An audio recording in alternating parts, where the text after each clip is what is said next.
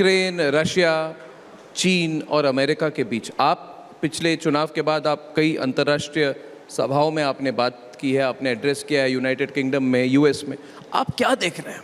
क्या भारत को दुनिया कैसे देख रही है और क्या खतरा है, क्या थ्रेट्स है, और हम क्या बैलेंस कर पाएंगे? लोग कहते हैं यूक्रेन के बाद हमने बैलेंस करके हम बीच के रास्ते से राष्ट्रहित पे हमने काम की, मगर क्या राष्ट्रहित को ही सर्वोपरि मानकर हर विषय पर काम किया जा सकता है, या फिर थोड़ी बहुत बैलेंसिंग करनी पड़ती है, थोड़ी बहुत अपनी इकोनॉमी को चीन को खोलना पड़ता है, थोड़ी बहुत हमारे जो क्या कहते हैं कि इलॉन मस्क को आने देना पड़ता है, कोई दूसरी चीज होती है, क्या प्रभाव नहीं होता, प्रेशर नहीं बनता देश पर? देखिए, नरेंद्र मोदी दोनों तरफ से, चीन से, रूस से, अमेरिका से, पूरे देश, हम एक ही देश हैं। जो रूस और यूक्रेन के बीच में जब द्वंद्व हुआ तब प्रधानमंत्री मोदी ने एक बहुत अच्छा वाक्य कहा कि लोगों ने बार बार भारत से पूछा कि तुम रूस की तरफ हो या यूक्रेन की तरफ हो।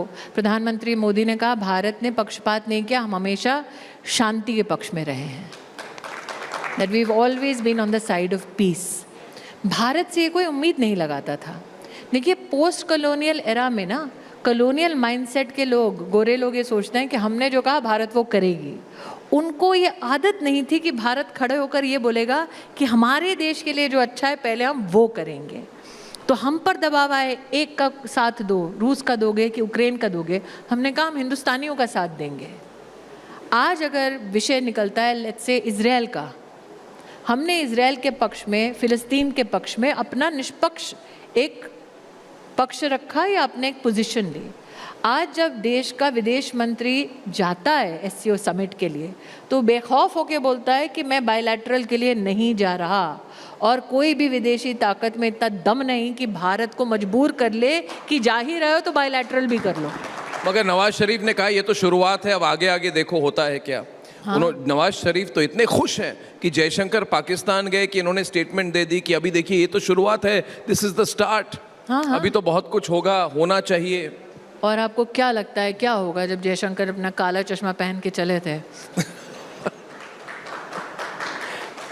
देखिए, आप अपना, जैसे अटल जी कहते थे, नेबरहुड बदल नहीं सकते, लेकिन क्या अपने नेबरहुड में आप प्रखर एक राष्ट्र बनकर उभर सकते हैं जो रिस्पॉन्सिबल भी है लेकिन रेजोल्यूट भी है? हिंदुस्तान ने वो किया है। आज हिंदुस्तान ये कहता है कि अगर दो राष्ट्रों के बीच में द्वंद्व है, दो राष्ट्रों के बीच में युद्ध है, तो हिंदुस्तान उसका पक्ष या ना पक्ष लेने की स्थिति में क्यों हो? आज जब एफटीए में, आज शायद पीयूष गोयल जी आपके मंच पर आए थे, एफटीए की जब चर्चा होती है, जब हम कहते हैं कि एक राष्ट्र हमारे राष्ट्र के साथ कोई समझौता करेगा ट्रेड में, तो कई लोग, और राहुल गांधी उसमें सम्मिलित हैं, जो कहते हैं हमें ज़्यादा प्रोटेक्शनिस्ट नहीं होना चाहिए। राहुल जी ने तो एक बार ये भी कह दिया था कि जयशंकर को विदेश नीति नहीं आती, उनको बेहतर आती है। अब ये जयशंकर की उदारता है कि उन्होंने कहा कि ठीक है भैया, जो बोलना है बोलो। लेकिन अंततः जब आप एफटीए के भी किसी भी एक डेलिब्रेशन में बैठते हैं तो मेरा अनुभव कैबिनेट का ये रहा है, प्रधानमंत्री हमेशा कहते हैं जो हिंदुस्तान और हिंदुस्तानियों के हित में पहले उसकी बात होगी। हम हिंदुस्तान के हित को कभी स्वाहा नहीं करेंगे क्योंकि हमें कोई फोटो आप चाहिए एफटीए में। ऐसी परिस्थितियों में क्या भारत सतर्क है और सुरक्षित है? बिल्कुल सतर्क और सुरक्षित है। आपने देखा श्रीलंका में क्या घटना घटी, बांग्लादेश में क्या घटना घटी, अफगानिस्तान में क्या घटना घटी, चीन के साथ हमारे क्या हालात हैं। लेकिन बांग्लादेश में जब घटना घटी तो कई इधर आपके शुभचिंतक थे, कांग्रेस पार्टी के भी कई नेता थे, दूसरे थे, जो कह रहे थे ऐसा भारत में भी हो सकता है। जब बांग्लादेश जल रही थी, मुझे तो समझ में नहीं है कैसे लोग हैं, स्मृति जी ये खुलकर ये आशा प्रकट कर रहे थे कि हमारे देश में ऐसा होना चाहिए, और ये चुनाव के ठीक बाद हुआ। इतनी फ्रस्ट्रेशन है उनमें। देखिए, जो सोच रहे थे कि देश जलेगा, उनको ये नहीं पता कि देश में अगर कुछ जलेगा तो दीप में सिर्फ उत्सव का दीप जलेगा और कुछ नहीं जलेगा। मगर एक लोगों को लग रहा है कि जो कोर एजेंडा है बीजेपी की, कोर एजेंडा क्या, देखिए कोर एजेंडा है हमारा, कोर एजेंडा में जो कोर एजेंडा है कि नहीं है, कोर एजेंडा है, मुझे बताइए। ये मैं आप ऐसे नहीं, कोर एजेंडा है हमारा, कोर एजेंडा, कोर एजेंडा है, कोर एजेंडा जो बीजेपी का है क्या है आपके हिसाब से? मैं आपको कहता हूं, मगर कोर एजेंडा के मुद्दों पर यह बात चल रही है कि आपके हाथ बंधे हुए हैं। हमारा कोर एजेंडा, हाथ बंधे, आप करना चाहते हैं मगर आप 240 एमपीस के साथ नहीं कर पाएंगे। अर्नब जी, कोर एजेंडा कोर एजेंडा जो मेन कोर है, मैं वही कह रही हूँ, हमारा कोर एजेंडा वही है जो आपका आज एजेंडा चल रहा है, राष्ट्र सर्वोपरि। नहीं वो तो है, नहीं राष्ट्र मैं आपको बताती हूँ, सुन लें अभी, क्योंकि 9 बजे का डिबेट नहीं हुआ अभी तक। कोर एजेंडा आपने पूछा, मैं कह देता हूँ। मैं आपको बताती हूँ कोर एजेंडा और हमने क्या क्या किया। कोर कहा एजेंडा, गया, एक सेकेंड, कहा गया, सुन लीजिए, कोर एजेंडा में कहा गया धारा 370 इस देश में कभी नहीं हटेगी, हटी। कहा गया कि धारा 370 हटने के बाद कभी भी लोकतांत्रिक तरीके से चुनाव नहीं होंगे, हुए। कोर एजेंडा था मंदिर बनाएंगे, बना। कई सारी चीजें हैं जो आपने की, था वन नेशन वन इलेक्शन, कई सारी चीजें हैं, आया। कई सारी चीजें हैं। था कि जीएसटी कभी नहीं होगा, कहते थे, करके दिखाया। कोर एजेंडा ये भी था कि तीसरी बार हम भाजपा का प्रधानमंत्री बनाएंगे, बनाया। कोर एजेंडा में यूनिफॉर्म सिविल कोड भी थी। लोग कहते हैं कि 10 साल में आपको कर देना चाहिए था, और क्या यूनिफॉर्म सिविल कोड आपके कोर एजेंडा में है? दूसरी बात, वक्फ बिल। आज हर व्यक्ति, कोई लैंड ओनर है, कोई किसी का घर है, फ्लैट है, सबको डर है। आप माइनॉरिटी अफेयर्स मिनिस्टर रह चुकी है, कोई भी वक्फ बोर्ड आके कह सकता है कि ये घर हमारा है। ये भी तो कोर एजेंडा था, आपने जेपीसी में भेज दिया।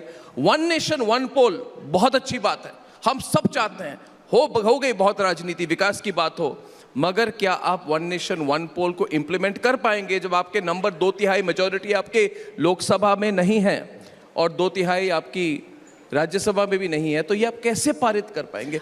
ये सब कोर एजेंडा लोग चाहते हैं। हमने कोर एजेंडा तब सेट किया जब तो हमारे 2 ही सांसद थे, लेकिन पूरा करके दिखाया ना। तो तीनों करेंगी आप? आज तो सरकार है, तीनों करेंगी आप? बिल्कुल। यूनिफॉर्म सिविल कोड कहा है तो यूनिफॉर्म सिविल कोड, मैंने कहा ना, मोदी ने कहा है तो करेंगे। यूनिफॉर्म सिविल कोड, कहा मोदी ने कहा है, करेंगे। वन नेशन वन पोल, 5 साल बाकी है ना, अभी तो सिर्फ 10 ही साल हुआ है। वक्फ बिल, बिल्कुल आप तीनों करेंगे। मैंने तो वक्फ बिल लिखा है, इसलिए कह रही हूँ। मंशा नहीं होती तो इंट्रोड्यूस नहीं होता,